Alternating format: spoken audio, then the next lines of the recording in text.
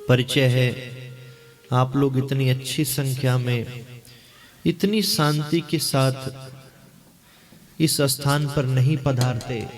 बोली आनंद कंद भगवान की।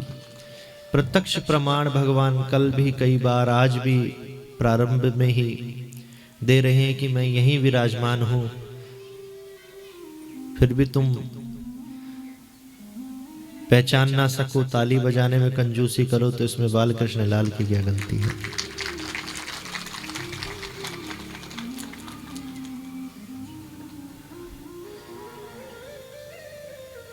सगर के 60,000 पुत्रों के उद्धार के लिए भगीरथ ने भागीरथी गंगा को बुलाया था, उसी प्रकार से आप भक्तों ने इस कथा रूपी गंगा को बुलाया, जो उस भगीरथी गंगा से भी ज्यादा श्रेष्ठ है। आप सबने लगभग गंगा में स्नान किया होगा। जितने क्षण हम गंगा में डुबकी लगाते हैं, काफी हद तक हमारा मन शांत हो जाता है। ऐसा कहते हैं कि एक बार गंगा में डुबकी लगा लें तो हमारे जन्म जन्मांतर के सारे पाप नष्ट हो जाते हैं। ये गंगा का स्वभाव है, वो नहीं देखती कि कोई कितना दुराचारी व्यक्ति स्नान कर रहा है, कोई कितना धर्मात्मा व्यक्ति स्नान कर रहा है, वो तो सब पर अपनी कृपा बरसाती है। लेकिन उसमें स्नान करके सिर्फ आप अपने आप को पवित्र कर सकते हो। इसमें स्नान करके अपने तन मन के साथ कितने भगवत प्रेमियों को इसमें अपने आनंद की डुबकी में आप यहां लाकर डुबा सकते हो। और उस गंगा का असर आपके मन पर सिर्फ उतने ही क्षण तक रहेगा जितने क्षण तक आप उस जल में रहेंगे। बाहर आएंगे, धीरे धीरे घर की ओर प्रस्थान करेंगे, घर याद आने लगेगा। पिया हुआ जल हमारे शरीर में एक दिन तक रहता है, खाया हुआ भोजन 2-4 दिन तक रहता होगा, लेकिन इस व्यास पीठ से कही हुई एक बात अगर आपने धारण कर ली तो आपकी अंतिम श्वास क्या, उस मृत्यु के बाद भी आपकी वो सहायता करेगी। इसलिए गंगा से भी ज्यादा श्रेष्ठ भगवान की चिंतन रूपी इस कथा को के वर्णन को हमारे संतों ने कहा गया।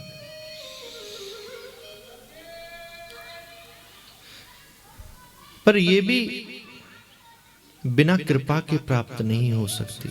कल से आप देख रहे हैं वातावरण, थोड़ा सा मन एकाग्र करने का प्रयास करते हैं, कोई ना कोई शोर शराबा बाहर से ऐसा होता है, आप लोग भी निरंतर प्रयास में लगे रहते हैं, फिर भी नहीं शांत होता। क्योंकि कथा शांति चाहती है और शांति ही हमें प्रदान करती है। बोली आनंद कंद भगवान की। तो जो सूत्र आपको बताता हूं भटकते हुए मन को शांत करने का, उसको पहले खुद पे आजमाता हूं, उसके बाद ही मैं कोई चीज आपसे कहता हूं। जो भी अनुभव मुझे होता है उसके बाद ही मैं इस व्यासपीठ से आपसे निवेदन करता हूं। ये व्यासपीठ हमारी प्रयोगशाला भी है। कितने सारे कीर्तन, कितनी सारी कथा, पिछले 7 दिवसों में नई चीजें हमने कही, जिनका अभ्यास भी नहीं था, बिल्कुल ताजा ताजा। तो आइए उसी माध्यम से अपने मन को थोड़ा सा एकाग्र करें, इस वातावरण को और भक्ति में शांत करें तो और रस आएगा। क्योंकि कल से मन लग नहीं रहा कहीं भी, ये मेरा स्वभाव है। आज इस दिवस को हम आनंद का दिवस समझें या अपनी उदासी का दिवस समझें, समझ में नहीं आ रहा। आनंद तो इस बात का कि इस नई जगह पर भगवान श्री राम के चरणों में इतनी सुंदर कथा कहने का अवसर मिला, ऐसे ऐसे भक्त मिले, ऐसे ऐसे श्रोता मिले, ऐसे ऐसे सेवक मिले जो अब से पहले कहीं ना मिले थे। लेकिन दुख इस बात का है कि ये कथा रूपी गंगा आने वाले कुछ ही घंटों में विराम हो जाएगी। कथा कभी समाप्त नहीं होती, कभी खत्म नहीं होती। कथा में तो बस विराम होता है। वो विराम क्यों होता है? ताकि हम लोग कुछ आराम करके पूरी ऊर्जा के साथ दोबारा उसकी तैयारी कर सकें। आज अलवर में बह रही है, 2 दिन बाद दिल्ली में दोबारा बहने लगेगी। 30 तारीख को वहां विराम होगी, 5 तारीख को फिर दिल्ली में बहने लगेगी। और अलवर वाले निवेदन पिछले 3-4 दिनों से कर रहे हैं। पहले तो मार्च की डेट दी थी, पर अभी आरती होने के बाद फिर सूचना कान में आई, नहीं मार्च में तो कुछ झंझट है। मैंने कहा चलो फरवरी में एडजस्ट कर देंगे। बोले फरवरी में शादी बहुत है। मैंने कहा फिर? बोले जनवरी में एडजस्ट करो, कर सकते हो तो मैंने कहा चलो जैसी ठाकुर जी आरती तक कृपा करेंगे, चिंतन दिमाग में चलता रहेगा। तो कथा में बस विराम होता है, कथा कभी समाप्त नहीं होती। बोली आनंद कंद भगवान की जय। मेरो राधा रमण गिरधारी, गिरधारी श्याम बनवारी। मेरो राधा रमण गिरधारी। गाइए ताली सेवा करते हुए, कल से नहीं कहेगा कोई। गिरधारी श्याम बनवारी। मेरो राधा रमण गिरधारी, गिरधारी श्याम बनवारी। मेरो राधा रमण गिरधारी, गिरधारी श्याम बनवारी। गिरधारी श्याम बनवारी, गिरधारी श्याम बनवारी। गिरधारी श्याम बनवारी। गिरधारी श्याम बनवारी। गिरधारी श्याम बनवारी।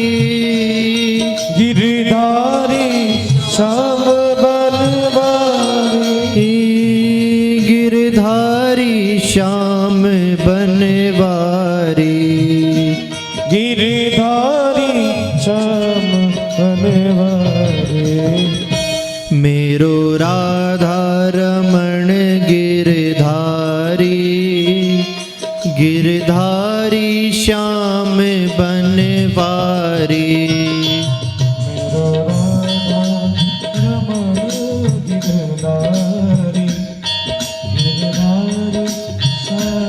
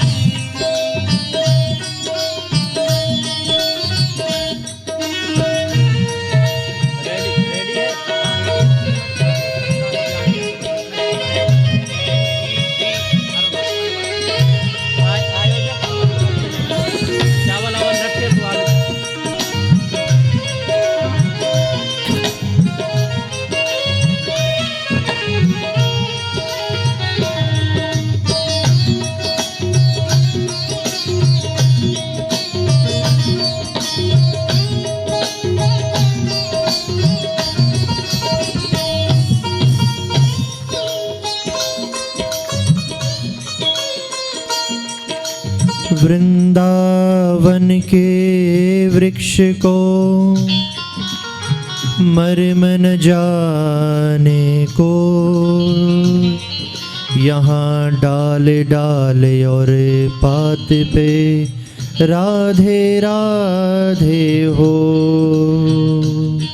श्री राधा मेरी स्वामिनी, मैं राधे को दास जन्म जन्म मोहे दीजियो श्री वृंदावन वास मेरो राधा रमण गिरधारी गिरधारी श्याम बनवारी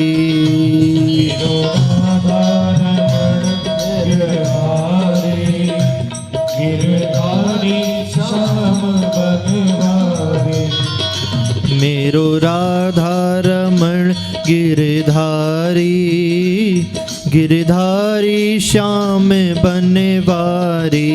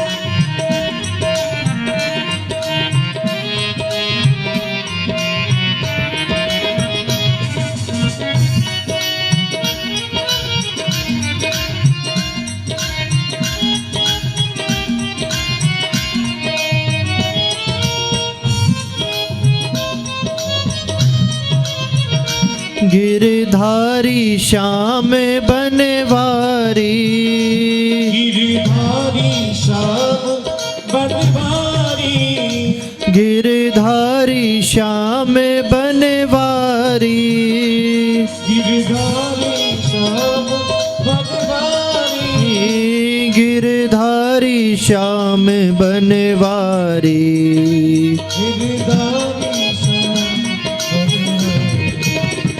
मेरो राधा रमण गिरधारी गिरधारी श्याम बनवारी मेरो राधा रमण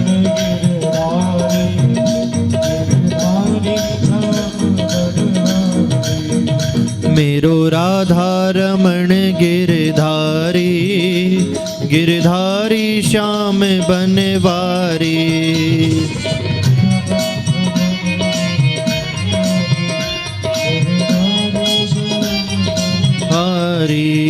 मेरो राधा रमण गिरधारी गिरधारी श्याम बनवारी मेरो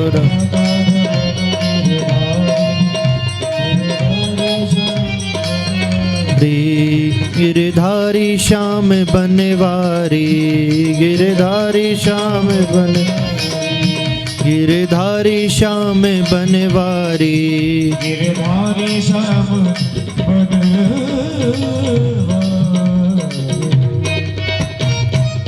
बोले आनंद कंद भगवान की जय। तो ये कथा क्या है? कथा हमें शिक्षा प्रदान करती है। 7 दिवसों से इस विषय की हम चर्चा तो कर रहे हैं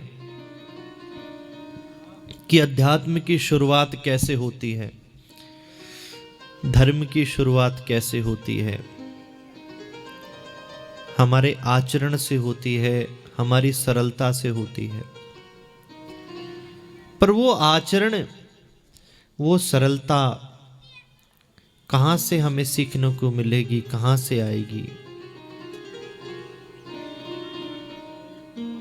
बिटिया की शादी करके हम लोग विदाई करते हैं, लेकिन कैसे? जब से बेटी थोड़ा सा बड़ा होना शुरू होती है, तब से कोई भी गलत कार्य करे,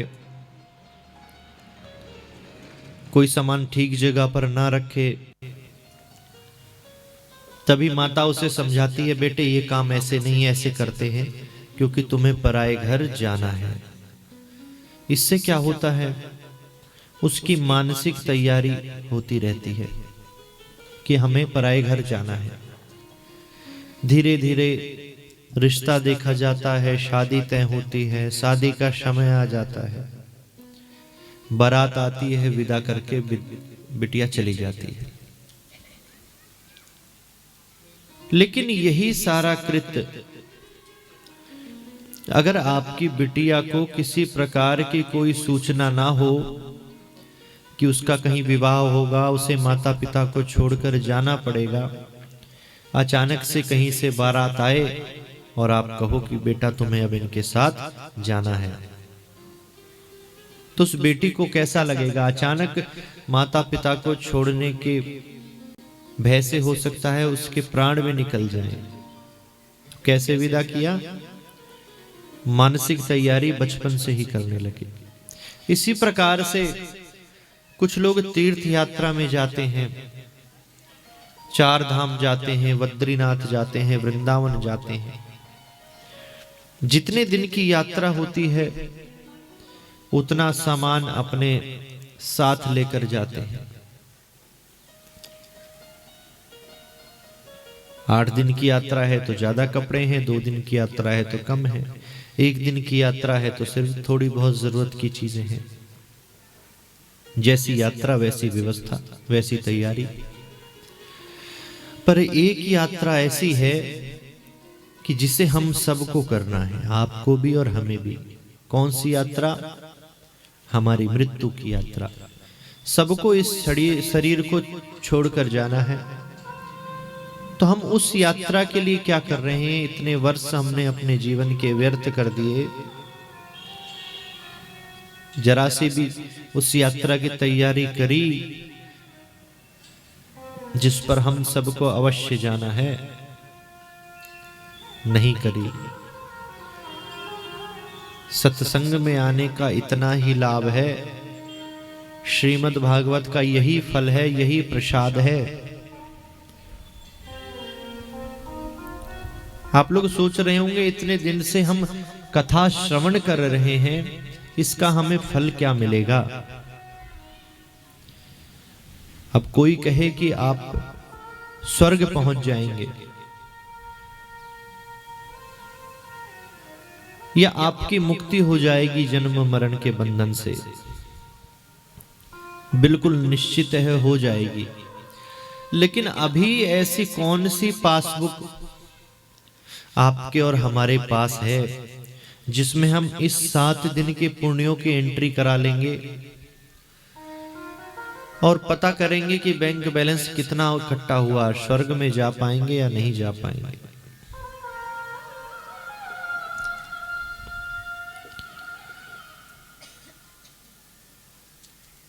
उदाहरण के तौर पर स्वर्ग जाने के लिए हमारे पास 60 लाख पुण्यों की जैसे आवश्यकता है। वैकुंठ के लिए 10 करोड़ पुण्य चाहिए। नरक जाने के लिए 1 भी पुण्य की आवश्यकता नहीं। लेकिन ये कैसे पता चले कि हमारा बैंक बैलेंस कितना इकट्ठा किया हमने 7 दिवस में? इस कथा का प्रसाद क्या है? क्योंकि जो भी कर्म हम अपने पूरे उद्यम के साथ करते हैं, हमारा कर्म बाद में पूरा होता है, हम उसके फल की अपेक्षा पहले कर लेते हैं। एक 40 वर्ष का व्यक्ति था, उसे हार्ट अटैक आया। हॉस्पिटल में ले गए, डॉक्टरों ने जान बचाई। एक योगा आचार्य मिल गए, आसन प्राणायाम मॉर्निंग वॉक इत्यादि सब कुछ बता दिया। 80 साल तक जिए। 80 साल के बाद प्राणांत हो गया। मृत्यु होने के बाद कर्म अच्छे थे, सीधा स्वर्ग में पहुंच गए।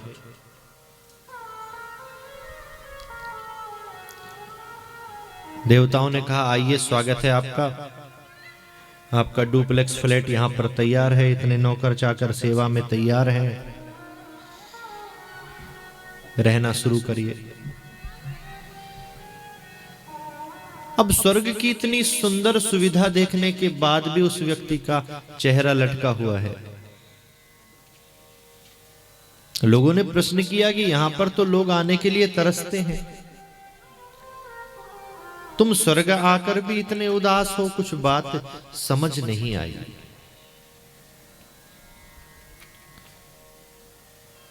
तो उस डॉक्टर उस योगाचार्य को गाली देने लगा। देवताओं ने कहा ये क्या कर रहे हो? बोले 40 वर्ष पहले हार्ट अटैक आया था, मर जाने दिया होता तो 40 साल पहले स्वर्ग तो देख लेता। 40 साल तो फोकट में ही मैंने वहां पर अपने खराब किए। तो हमें पता होना चाहिए कि कथा हमें क्या प्रदान करती है। प्रथम दिवस की चर्चा से आज की कथा को जोड़ता हूं। अमृत से भी ज्यादा श्रेष्ठ इस संसार में अगर कोई चीज है तो वो है भगवान का नाम, भगवान की सुंदर लीला की कथा।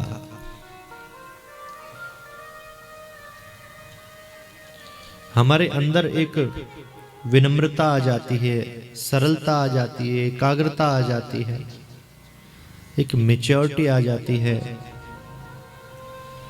3 प्रकार के स्वर्गों का वर्णन किया गया है। पहला स्वर्ग कौन सा? जिसके मुखिया हैं इंद्र। वहां सब सुख सुविधाएं हैं, फुल लग्जरियस है।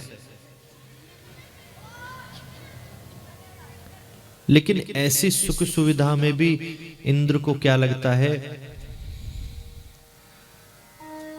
सुरक्षित नहीं है इंद्र भी। महाराज पृथु की कथा में हमने श्रवण किया था कि 99 यज्ञ होने के बाद इंद्र ने 100वां यज्ञ नहीं होने दिया। क्यों नहीं होने दिया? कि अगर 100 यज्ञ हो गए तो इंद्र का सिंहासन जा सकता है। आचार्य जी सुबह पूजन कराते हैं तो जब आप लोग आसन से उठते हैं तो उससे पहले आसन के नीचे जल छोड़ा जाता है। इंद्राय नमः, शक्राय नमः, इंद्र चौराय नमः बोलकर मस्तक से लगाकर जब उठते हैं। क्यों? अगर ऐसा नहीं किया हमने पूजन कराने के बाद तो आपकी पूरी पूजा का फल जो है वो इंद्र चुरा लेता है। क्यों चुरा लेता है? कि इंद्र को यह खतरा है कि हम कहीं उसके सिंहासन के दावेदार ना हो जाएं। हमारे पुण्यों की संख्या, पूजा पाठ दान पुण्य की संख्या ज्यादा ना हो जाए। दूसरे स्वर्ग का वर्णन किया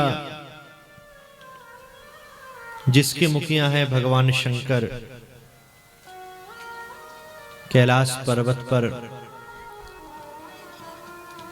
मां पार्वती के साथ विहार करते हैं। इंद्र के स्वर्ग जैसी वहां कोई सुविधा तो नहीं, लेकिन किसी प्रकार की कामना और भय भी नहीं। बोलिए गौरी शंकर भगवान की जय। बाल कृष्ण लाल की चर्चा हुई तो यहां गुब्बारा फूटा, भगवान शंकर की चर्चा हुई तो वहां फूटा।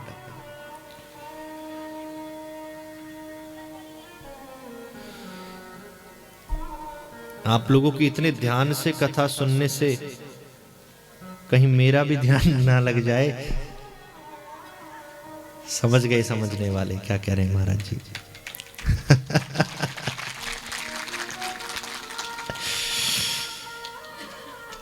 6 दिन इतने अच्छे से निभाया, सावधानी से कथा सुनी। अरे मैंने मान लिया कि कथा से आपको शांति मिल रही है, इतने स्पीकर में सुख मिल रहा है।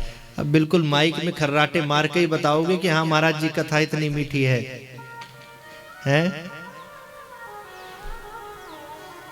यही स्थिति रही तो आपको देखकर मेरी भी आंख लग जाएगी, और मेरी आंख लग गई तो बैठे रहना। जब तक कल बता रहे थे गुरुजी की चर्चा मंजू पालीवाल जी कि गुरुजी ने सत्संग रखा, ऊपर हम लोग हॉल में सत्संग कर रहे थे, हमारे घर आए, सोफा पर विश्राम करने लगे। बहुत ज्यादा थके हुए थे, स्वास्थ्य कुछ खराब था, सोफे पर ही सो गए। किसके अंदर हिम्मत जो गुरुजी को जगाए? सत्य घटना है, अलवर की आपकी। आरती हो गई, सब कुछ हो गया, बार बार देखते रहे, जो जगाने जाए उसको रोक दे, नहीं बड़ी गहरी नींद में है, स्वास्थ्य ठीक नहीं। 4 बजे आरती होनी थी, 6 बजे आंख खुली, तब जाके गुरुजी का प्रवचन लोगों ने सुना, तब तक ऐसे ही बैठे रहे। तो यही स्थिति आपकी हो जाएगी, बिना पूर्ण आहुति के यहां जाओगे तो संकल्प पूरा नहीं होगा।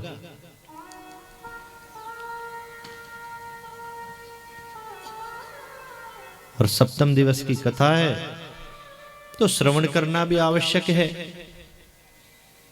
अन्यथा तो कीर्तन वीर्तन भजन वजन कराकर आपकी निद्रा को दूर भगाने का प्रयास करते रहते। बोली आनंद कंद भगवान की जय।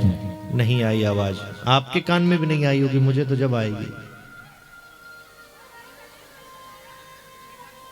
बोलिए वृंदावन बिहारी लाल की, राधा रानी सरकार की, गौरी शंकर भगवान जय।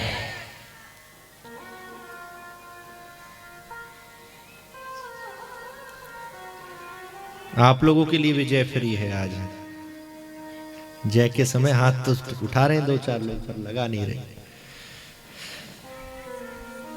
तीसरे स्वर्ग का वर्णन आता है जिसके स्वामी हैं भगवान नारायण।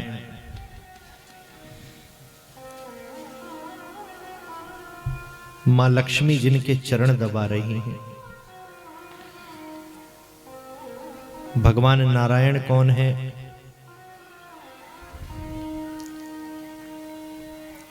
भगवान नारायण शांति का स्वरूप है,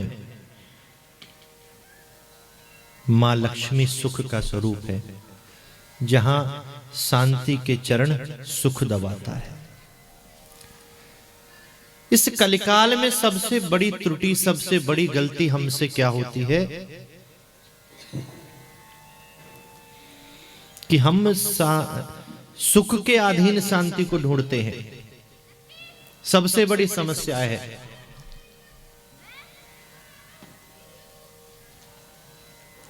पैर में पहनने वाले वस्त्र को अगर सर में पहनने का प्रयास करोगे और सर में पहनने वाले वस्त्र को पैर में पहनने का प्रयास करोगे, ना तो पैर ही ढक पाएंगे ना तो सर ही ढक पाएगा। यही त्रुटि इस संसार में हमसे होती है। क्या कि हम सारी सुख सुविधाएं अपने अनुरूप कर लेते हैं। एक सज्जन 3-4 दिन से मेरे पास आ रहे हैं अपने छोटे बेटे को लेकर। महाराज जी, हमारे सब बच्चों में सबसे ज्यादा पढ़ा लिखा है, कुछ ऐसा करो इसकी नौकरी लग जाए। पहले दिन हमने कहा भगवान की कुछ उपासना आपको बताएंगे, काम हो जाएगा। ठीक है। अब 6 दिन से रोज मिलते हैं, कब आऊं महाराज जी? मैंने कहा आ जाओ रात को 8:30 बजे। नहीं आते। फिर सुबह मिलते, कब आऊं महाराज जी? 6 दिन में आ जाए। मैंने उपाय बताया बेटे को सब कुछ। मैंने कहा आपका भगवान की कृपा रही तो काम हो जाएगा। तो फिर उठने से पहले ये तो कुछ करता नहीं है, इतना पढ़ लिया लिख लिया, कई लाख रुपए। मतलब आधे पौने घंटे तक एक ही चर्चा करते रहे।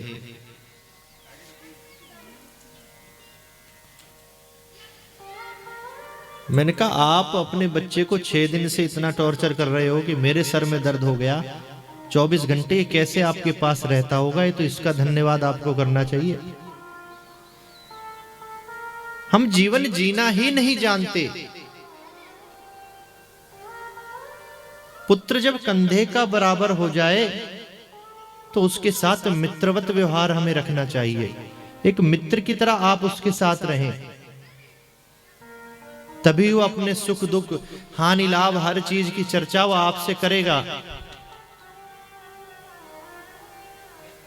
आजकल बच्चे कुसंगत के मार्ग पर चल जाते हैं। क्यों चल जाते हैं? कि वो कुसंगी दोस्त लोग जो हैं उसके मन के अनुरूप बातें करते हैं। क्योंकि घर में तो कोई 10 मिनट बैठता नहीं, दिन भर डांटते रहते हो, ये गलत कर दिया, ऑफिस नहीं गया टाइम से, कॉलेज की 2 दिन छुट्टी कर ली। किशोरावस्था होती है, जो मन के अनुरूप बात करता है वो सबसे बड़ा प्रेमी नजर आता है। मैंने कहा अगर इसकी नौकरी लग गई, IAS ऑफिसर बन भी गया,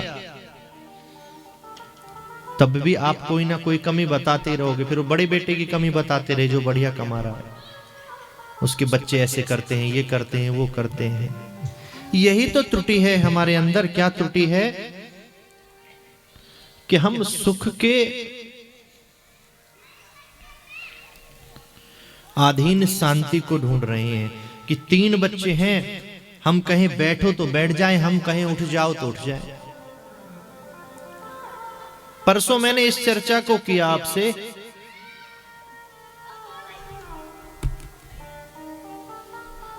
कि हम व्यक्ति के अनुसार अपेक्षा नहीं रखते, अपेक्षा के अनुसार व्यक्ति ढूंढते रहते हैं।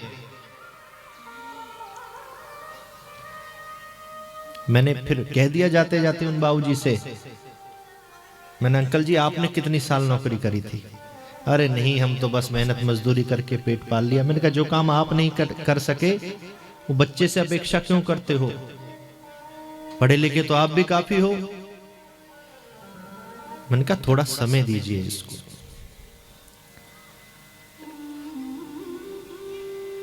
होना उल्टा चाहिए। भगवान शांति का स्वरूप है, माँ सुख का स्वरूप है। भगवान लेटे हैं, माँ चरण दबा रही हैं। जब आपके हृदय के अंदर, आपके मन के अंदर शांति का प्राकट्य हो जाएगा, तब कोई आपके मन के अनुरूप काम करे या ना करे, आपको उससे कोई फर्क नहीं पड़ेगा। आप अपना काम स्वयं कर लेंगे।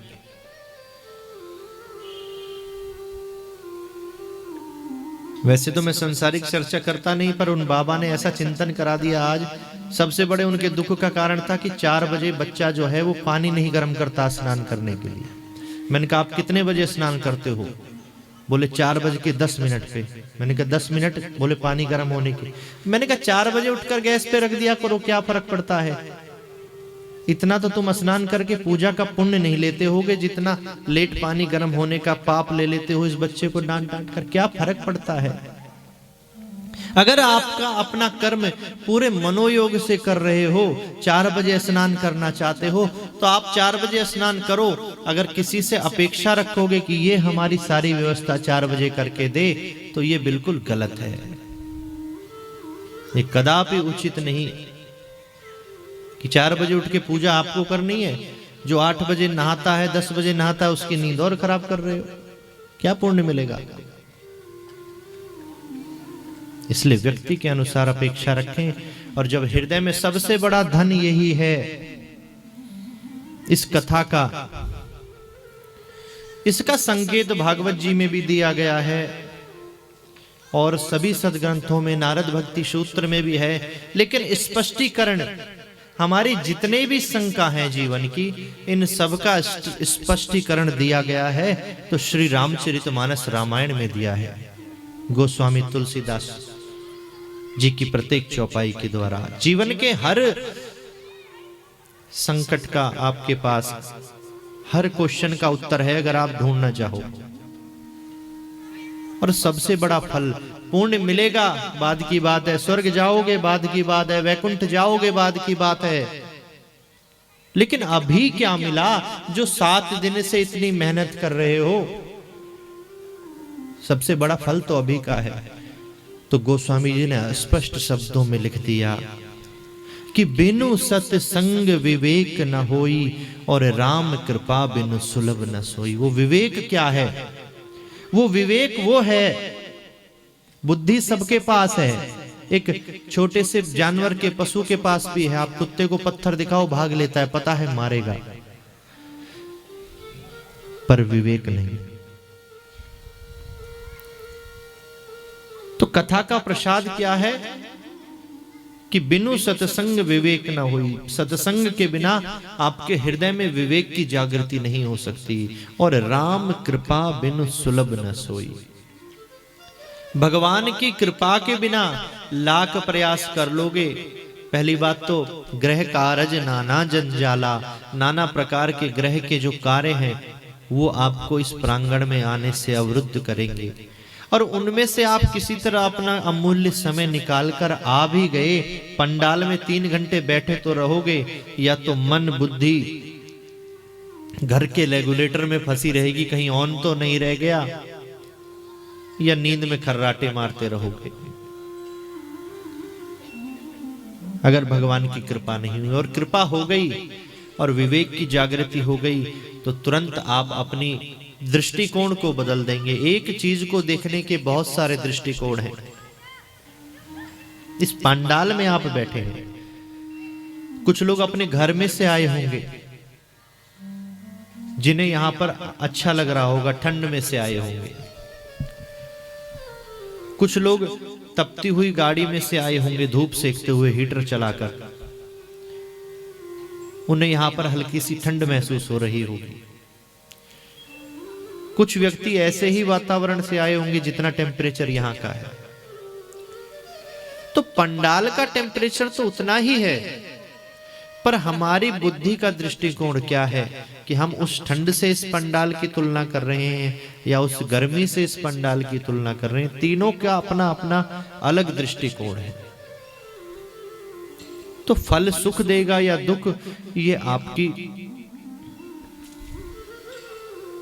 अपनी अपेक्षा है। हम तो कथा इसलिए सुनते हैं कि क्या नाम है, हमारी मुक्ति हो जाए। 7वां दिन है, धुंधकारी को 7वें दिन विमान लेने आया था। पंडाल से बाहर निकलोगे, विमान खड़ा मिला तो क्या बैठ पाओगे? झूठ मूठ भले हाथ उठा लो पंडाल में, कोई नहीं बैठेगा। घर बच्चे भूखे बैठे होंगे, भोजन बनाना है, पति ऑफिस से आने वाले हैं। आप तो छोड़ो, हमें भी अगर विमान मिल जाए कथा से निकलते ही आज, भैया अभी जाओ, 10-20 साल बाद आना, परसों से दिल्ली में कथा बोलनी है, कौन बोलेगा? तो कहना बहुत आसान है, कथा का सुख भोगना है, कथा का प्रसाद पाना है तो इस मृत्युलोक में, इस संसार में, इसी गृहस्थ जीवन में रहते हुए पाओ। मरने के बाद कौन देखता है कि आप कहां जा रहे हैं? आपके राजस्थान में एक माता मिली एक बार, महाराज जी गुरु दीक्षा लेनी है, 80-90 साल की आयु, चल फिर नहीं पा रहे। माता जी अब तक आपने दीक्षा नहीं ली?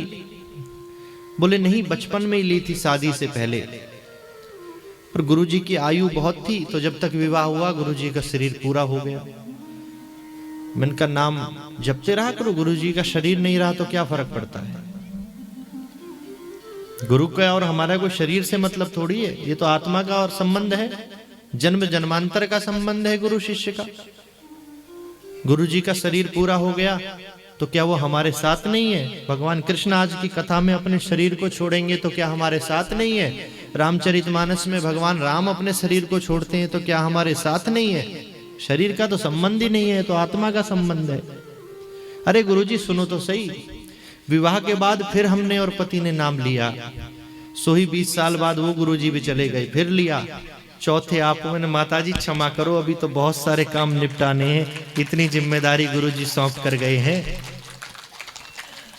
आप तो कोई ऐसा ही बुजुर्ग गुरुजी ढूंढो आपकी उम्र के बराबर का जो। तो ये है हमारे विवेक की कमी कि आपके गुरुदेव सह शरीर आपके पास है या नहीं है, आपको कोई फर्क नहीं पड़ेगा।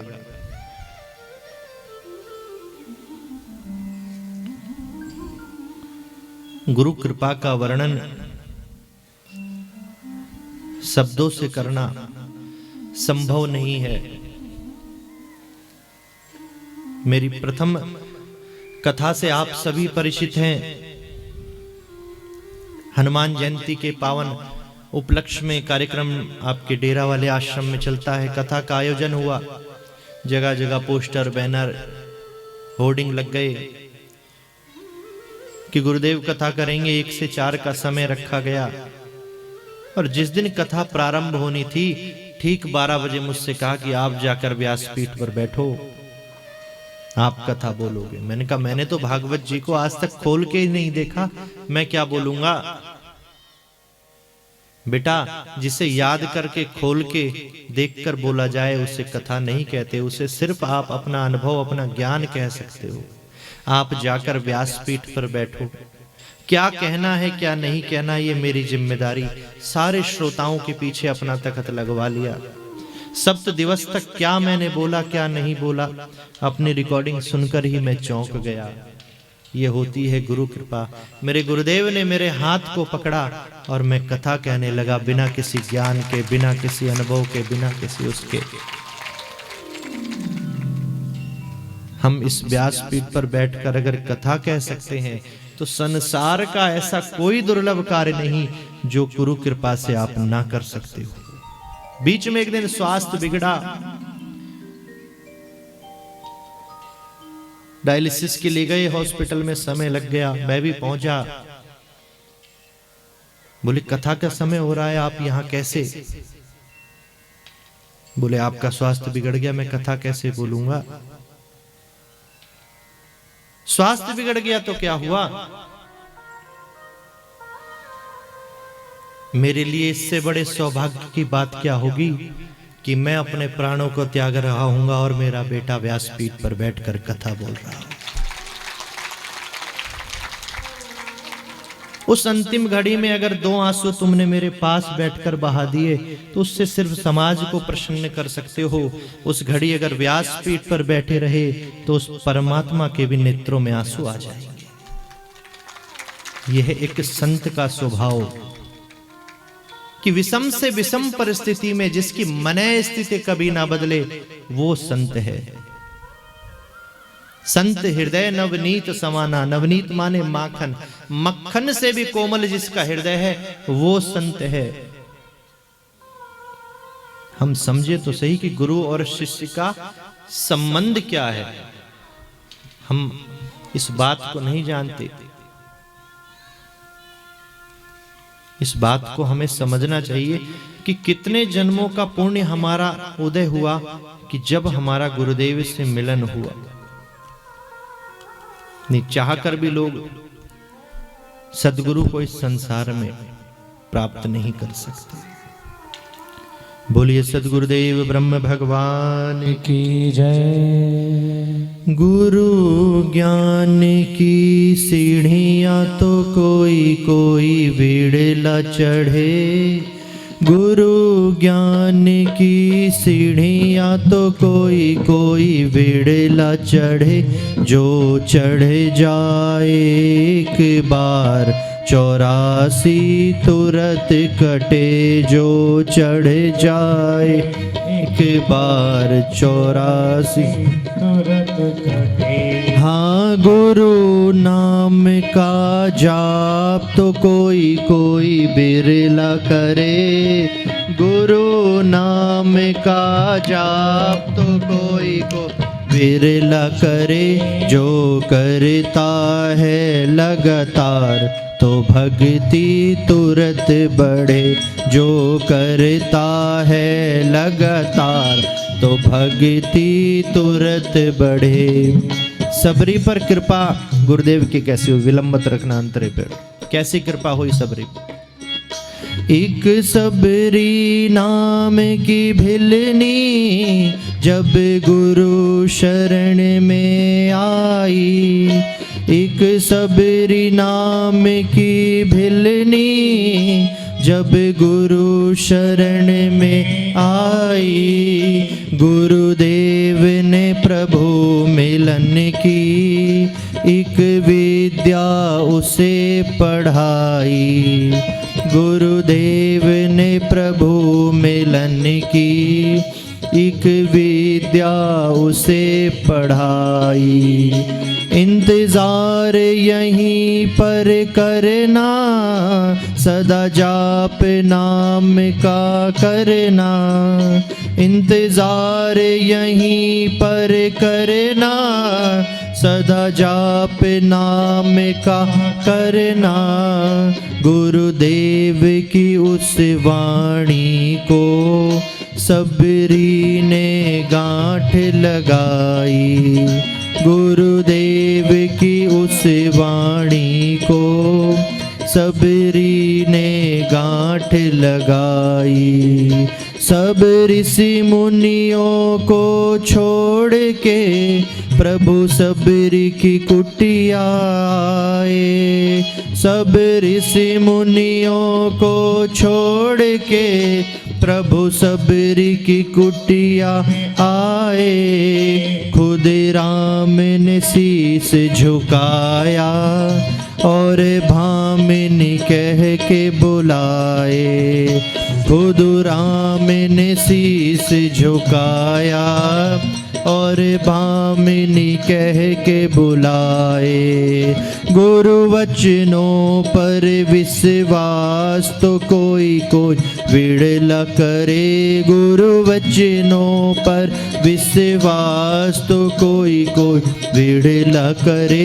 जो करता है विश्वास तो भगवान तुरंत मिले, जो करता है विश्वास तो भगवान तुरंत मिले। हाँ गुरु ज्ञान की सीढ़ियाँ तो कोई कोई विड़ला चढ़े, गुरु ज्ञान की सीढ़ियाँ तो कोई कोई विड़ला चढ़े। जो चढ़ जाए एक बार 84 तुरंत कटे, जो चढ़ जाए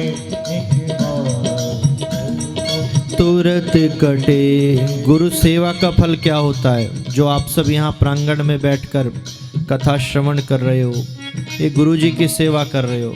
कौन सी सेवा? बचपन में लगन लगी थी प्रभु मिलन की धुरु भगत को, बचपन में लगन लगी थी प्रभु मिलन की ध्रुव भगत को। कर भक्ति चलन गुरुवर की, गुरु धारण किया नारद को। चले भक्ति करन भगवन की, गुरु धारण किया नारद को। सकाम भक्ति कर पहले मन चाहे फल को पाया, सकाम भक्ति कर पहले मन चाहे फल को पाया। गुरुदेव की कृपा से ही उसने अमर पद पाया, गुरुदेव की कृपा से ही उसने अमर पद पाया। निष्काम भक्ति कर फिर से गुरु चरणों में ध्यान लगाया, निष्काम भक्ति कर फिर से गुरु चरणों में ध्यान लगाया। गुरुदेव के आशीर्वाद से प्रभु प्रेम को उसने पाया, गुरुदेव के आशीर्वाद से प्रभु प्रेम को उसने पाया। जब अंत समय आया तो प्रभु विमान लेकर आए, जब अंत समय आया तो प्रभु विमान लेकर आए। पग धर के काल के ऊपर फिर ध्रुव विमान में आए, पग धर के काल के ऊपर फिर ध्रुव विमान में आए। गुरु चरणों में अनुराग तो कोई कोई बिड़ला करे, गुरु चरणों में अनुराग तो कोई कोई बिड़ला करे। जो कर लेता एक बार 84 तुरंत कटे, जो कर लेता कटे। हाँ गुरु ज्ञान की सीढ़ियाँ तो कोई कोई बिड़ला चढ़े, गुरु ज्ञान की सीढ़ियाँ तो कोई कोई बिड़ला चढ़े। जो चढ़ जाए एक बार 84 तुरंत कटे, जो चढ़ जाए एक बार 84।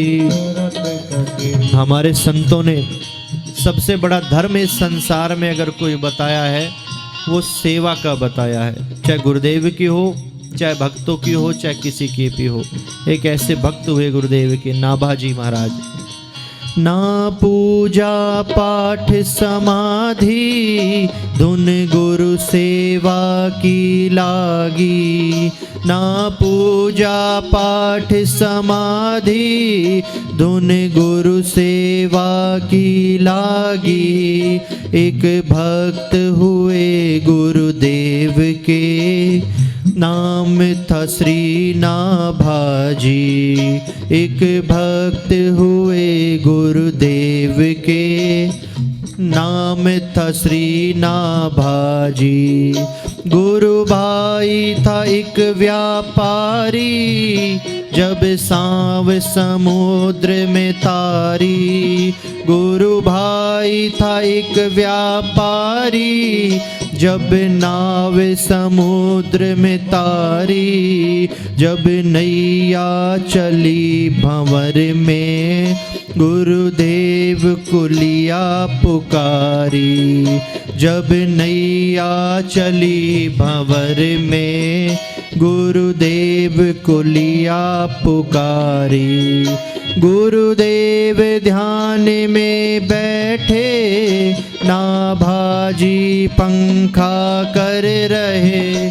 गुरुदेव ध्यान में बैठे, नाभाजी पंखा कर रहे। गुरुदेव का ध्यान न टूटे, पंखे से ही नाव निकाली। गुरुदेव का ध्यान न टूटे, पंखे से ही नाव आली। गुरुदेव ध्यान जब छोड़े, नाभाजी विनय कर बोले। गुरुदेव ध्यान जब छोड़े, नाभाजी विनय कर बोले। तुम ध्यान मगन रहो गुरुवर, नैया तो किनारे जाली। तुम ध्यान मगन रहो गुरुवर, नैया तो किनारे जाली। गुरु सेवा का अमृत पान तो कोई कोई विड़ला करे। गुरु सेवा का अमृत पान तो कोई कोई विड़ला करे। जो करता है लगातार तो भक्ति तुरंत बढ़े। जो करता है लगातार तो भक्ति हाँ, गुरु नाम का जाप तो कोई कोई बिड़ला करे। गुरु नाम का जाप तो कोई कोई बिड़ला करे। जो करता है लगातार तो भगवन तुरंत मिले। जो करता है लगातार तो भगवन तुरंत मिले। बोलिए सद्गुरुदेव ब्रह्म भगवान की। अंतिम जो कड़ी थी कुछ लोग नहीं समझ पाए होंगे। गुरु भाई था एक व्यापारी, जब नाव समुद्र में तारी। गुरुदेव के एक शिष्य थे नाभाजी महाराज। कथा बहुत लंबी है, सूत्र में समझाता हूं। गुरु सेवा में लगे रहते थे, पर गुरुदेव ऐसा कोई कार्य नहीं करते थे जो नाभाजी को कोई ज्यादा सेवा करनी पड़े। भगवान के आगे गुरु बैठ जाते थे और मानसिक पूजन करते थे कि अब मैं ठाकुर जी को माला पहना रहा हूं, अब मैं ठाकुर जी को भोग लगा रहा हूं, अब मैं स्नान करा रहा हूं। तो नाभाजी को एक ही सेवा मिलती, गुरुदेव को पंखा करते रहते। नित्य की तरह गुरुदेव पूजन कर रहे थे। कई वर्षों से नाभाजी गुरु जी की सेवा कर रहे थे। तो गुरुदेव जैसे ही माला पहनाने वाली मुद्रा में आए, गुरुदेव के हाथ वहीं रुक गए। नाभाजी ने सोचा शायद ध्यान लग गया होगा, 1-2 मिनट के बाद पहनाएंगे। मिनट क्या कई घंटे बीत गए। गुरु सेवा की कृपा से नाभाजी ने ध्यान लगाकर देखा तो पता चला कि गुरुदेव का एक शिष्य है, उसकी व्यापारी है, उसका जो पानी का जहाज है उस समुद्र के बीच में फंस गया है लहरों में, वो गुरुदेव को याद कर रहा है, हे गुरुदेव इस परिस्थिति में आप मेरी रक्षा करें। गुरुदेव उसका चिंतन कर रहे हैं अपनी पूजा को छोड़कर। नाभाजी ने गुरुदेव के चरणों में मनी मन प्रार्थना करी, हे गुरुदेव इतने वर्षों में जितनी भी मैंने आपकी सेवा करी है, जिस प्रकार से टूटी फूटी, उस गुरु सेवा की कृपा से आप उस भक्त की नैया को पार कर दो। गुरु सेवा की कृपा से नैया पार हो गई। पूजा करके गुरुदेव का ध्यान टूटा, गुरुदेव चिंतित थे। तो नाभाजी ने क्या कहा कि तुम ध्यान मगन रहो गुरुवर, नैया तो किनारे जाले। बोलिए सदगुरुदेव ब्रह्म भगवान की। तो गुरुदेव की कृपा के बिना इस संसार में कुछ भी संभव नहीं है। इसलिए हम सबको भी निरंतर गुरुदेव के सानिध्य में हमेशा बना रहना चाहिए। बंदऊ गुरुपद पदुम परागा, सुरचि सुबास सरस अनुरागा। श्री रामचरितमानस का प्रारंभ। श्री गुरु चरण सरोज रज निजमन मुकुर सुधार। श्री हनुमान चालीसा का प्रारंभ। कोई ऐसा सदग्रंथ नहीं है जो बिना गुरुदेव की कृपा के रचा गया हो।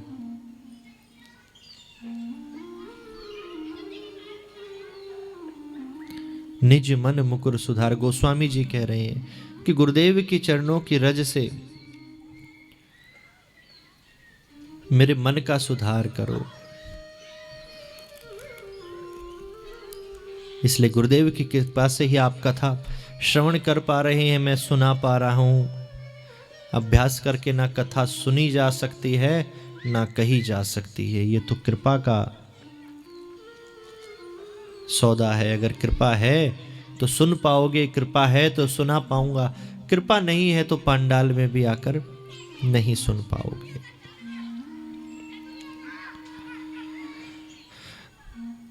और 9 की 9 भक्तियां आपको यहां बैठकर प्राप्त हो रही हैं, जो बड़े बड़े संतों को, ऋषि मुनियों को सरल नहीं हुई।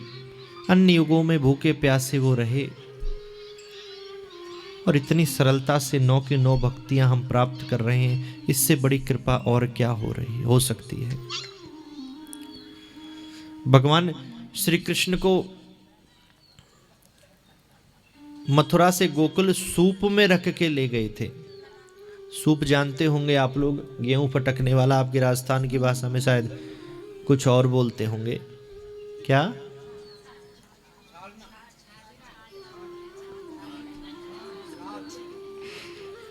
पंद्रह 20 नाम तो आ गए, अब कौन सा असली मालूम।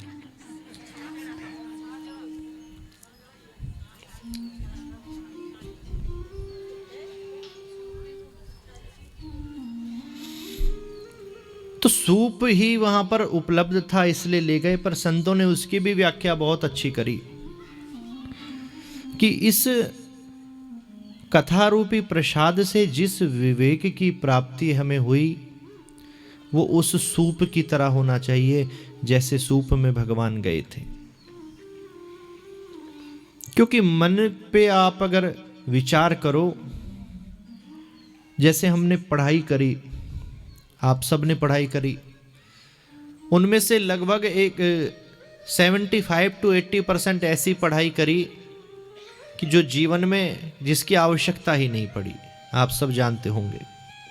कुछ लोगों को 30% में काम चल गया, कुछ का 20% में, कुछ का 40% में, 100% तो कोई उपयोग नहीं कर पाया। इसी प्रकार से हमारा मन है। मन कम, डस्टबिन ज्यादा लगता है।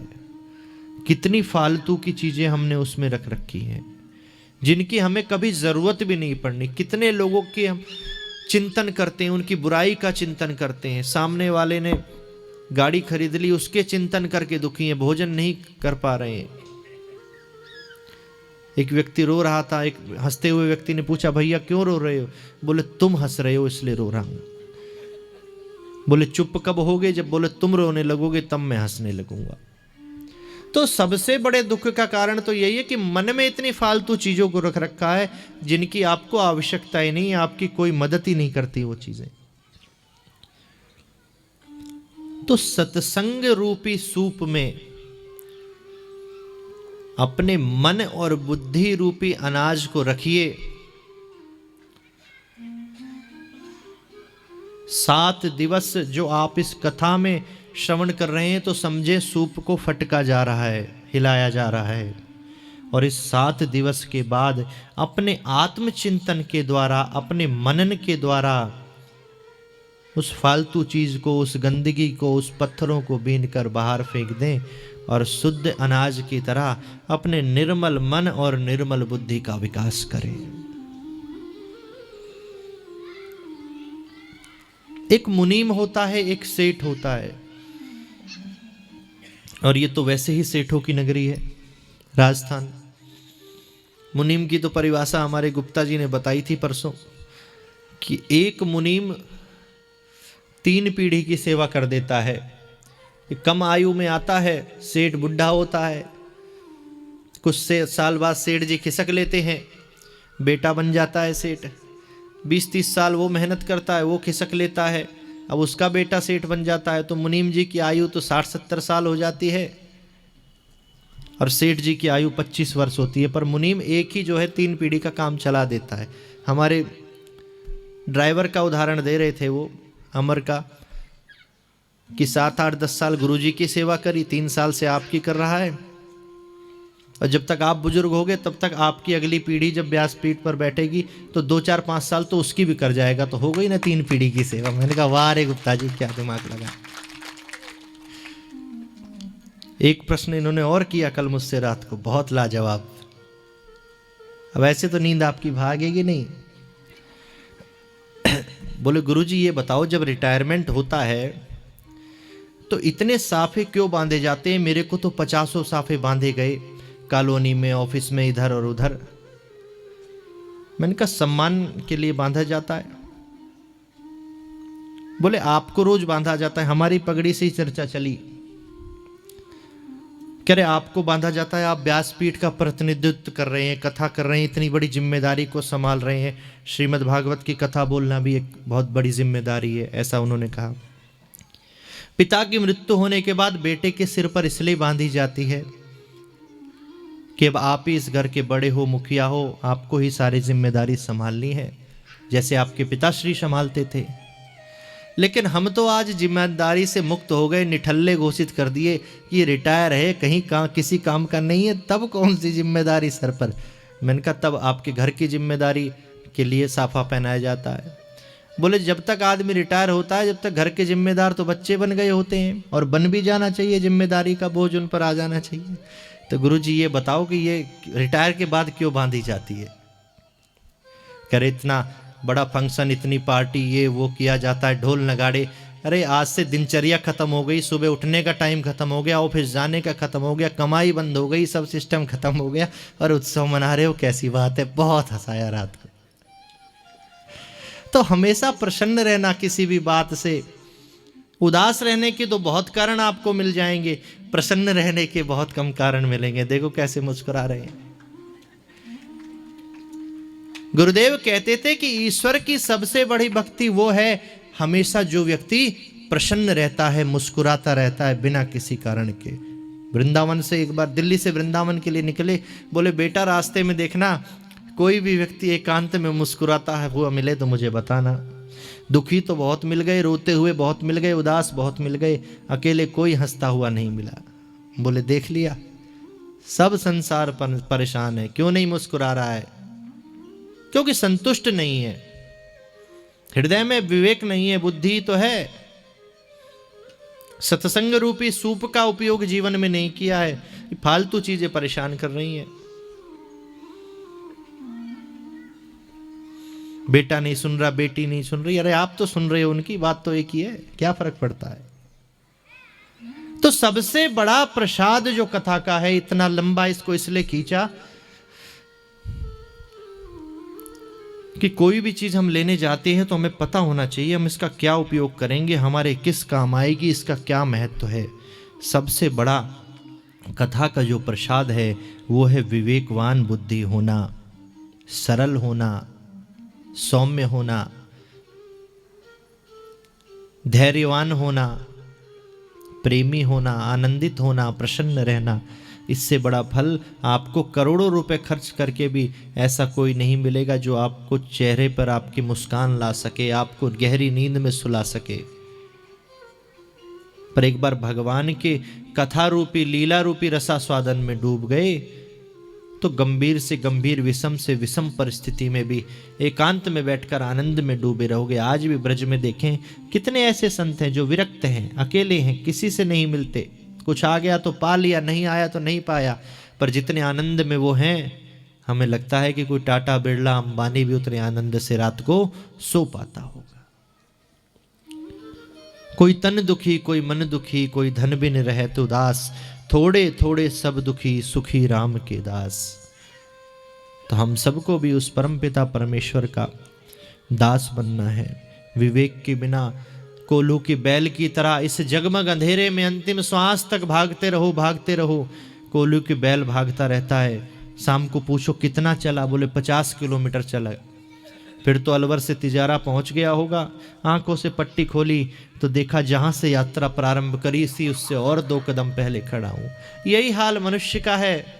इस मृत्यलोक में निरंतर हम भाग रहे हैं, दौड़ रहे हैं, लेकिन हमने सफर कितना तय किया कि जिस स्थिति में हम गर्भ में थे, भगवान मुझे यहां से बाहर निकालो, मैं पल पल आपका नाम जपूंगा, हर श्वास पर आपका नाम जपूंगा। जन्म लेते ही भूल गए, मृत्यु के समय, जन्म के समय से आकलन किया गया तो आज और पीछे चले गए। तो हमें कोल्हू का बैल नहीं बनना। हाँ, तो मुनीम वाली बात चल रही थी। तो मुनीम ने हिसाब किताब बनाया। साल के अंत में सेठ जी को पर्चा पकड़ाया, घर जाके सो गया। सेठ जी ने पर्चा पढ़ा, रहे साल में तो इतना घाटा हो गया, रोने लगे, भोजन गले से नहीं उतरा। पर मुनीम पे तो कोई फर्क नहीं पड़ा। जितनी गहरी नींद में रोज सोता था उतनी गहरी नींद में आज भी सो गया। 10,000 25,000 रुपये तनख्वाह 10 तारीख को मिल जाएगी। सेठ को घाटा हो या नफा हो, उससे क्या फर्क पड़ता है। इसी प्रकार से आपको चुनना है कि आपको इस संसार का सेठ बनना है या उस परमपिता परमेश्वर का मुनीम बनना है। मुनीम बनने में जो आनंद है वो सेठ बनने में नहीं आएगा। रोज घाटे को देखकर ही रोते रहोगे, लेकिन उस परमात्मा के मुनीम अगर बन गए तो घाटा हुआ तो तेरा हुआ, नफा हुआ तो तेरा हुआ, मुझे क्या फर्क पड़ता है। यही भाव हमारा होना चाहिए। कल बड़े आनंद के साथ रुक्मिणी जी के साथ भगवान गोविंद का